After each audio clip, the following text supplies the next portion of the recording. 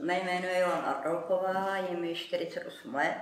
Před 3 lety jsem podstoupila radioléčbu na nádor krku a hlavy. V současné době nejvíc, co mě trápí, je, že mi vypadaly všechny zuby a doufám, že se to brzo zlepší.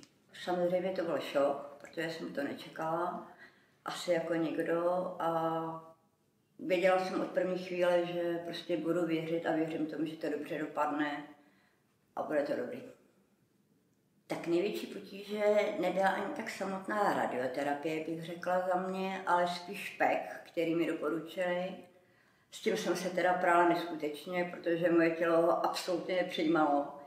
A musela jsem teda nakonec posledních 14 dní radioterapie podstoupit v nemocnici, kde mi PEC dávali kapačkou, abych vůbec do sebe dostala nějakou výživu. Takže samotná radioterapie, bych řekla, že proběhla docela, jako ztratila jsem hlas samozřejmě, nemohla jsem pár dnů mluvit, pak se to zase zlepšilo.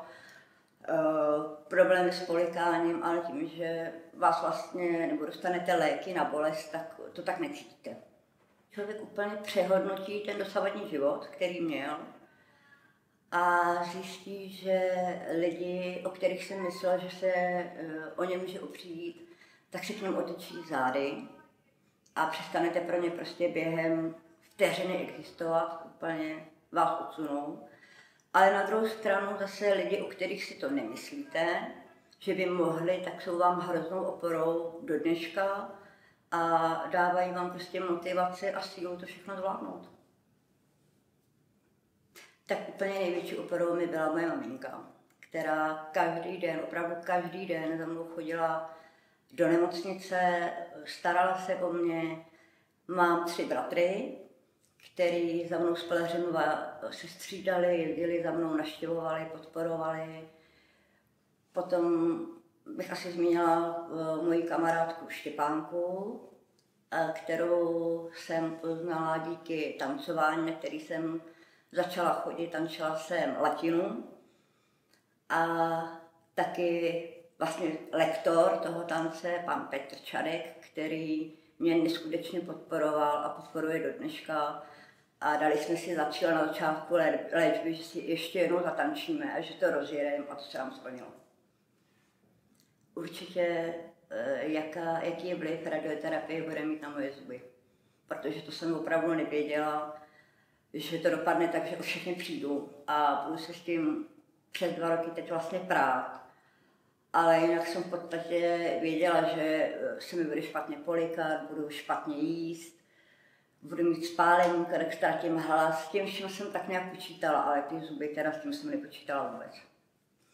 Řekla bych, že jsem pokornější, když jsem byla, že už nejsem takový v úvozovkách chrapl, který šel naplno a myslel si, že bez práce, když do ní nebude chodit a nebude dělat na 100%, že se to zblázní.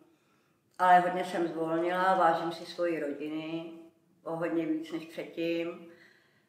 Jsem vděčná za to, že znova můžu chodit tancovat, mohla jsem si najít práci na částečný úvazek a prostě, že žiju. Nevzdávat se. Nikdy to nevzdat a věřit, že to dobře dopadne. Protože ta psychika je podle mě nejdůležitější. Když si to takhle nastavíte, tak to prostě musí dopadnout dobře. Pokud máte okolo sebe lidi, kteří vám pomůžou a podpořejí, tak nemyslete na to, že to špatně dopadne. Já jsem třeba za celou dobu léčby se ani jednou nepodívala na internet, abych si o své nemoci něco zjistila. Protože jsem věděla, že bych tomu propadla a zakázala jsem si to. Takže já jsem celou dobu neměla vůbec žádné informace, jenom od doktorů, a tím jsem se řídila. Nevzdávejte se a dobře to dopadne.